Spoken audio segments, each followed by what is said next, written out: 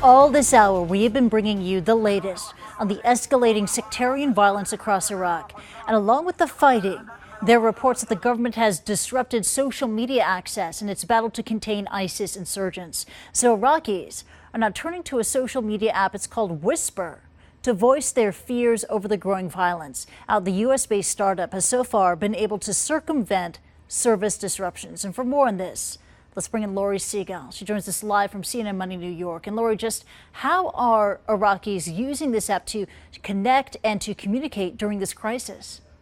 It's so interesting, Christy. They're using it as almost a bit of a confessional, and also in a way that's almost newsworthy. I mean, a lot of them have said, hey, we can't get on Facebook, we can't get on Twitter. Facebook and Twitter, I spoke to them, they're investigating this. But they've almost found this app called Whisper, where you post these different types of confessionals as a bit of an outlet. And these confessionals, they're called whispers. And I want to take you through some of the whispers we're seeing coming from Iraq. The first one someone posted said the U.S. Embassy is evacuating. And you can look at it right there. That's what it looked like. And this was actually reported before the media even picked up on this. So you can get the idea that that's happening on the ground. Another one, we are fine in Baghdad, but we are ready for the worst.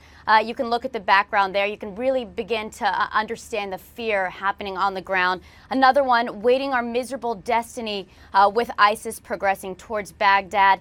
And then the last one, Christy, I'm trying to escape by my writing. So you really begin to get the sense of fear on the ground. And this is just a small sample of them, Chrissy. You know, what's really interesting is you begin to see people talk about the culture. One person talked about being homosexual and unable to realize his sexual identity and worried that something catastrophic would happen before he was actually able to do that. So it's a slice of culture, and then also, you know, beginning to understand the fear behind this, Christy.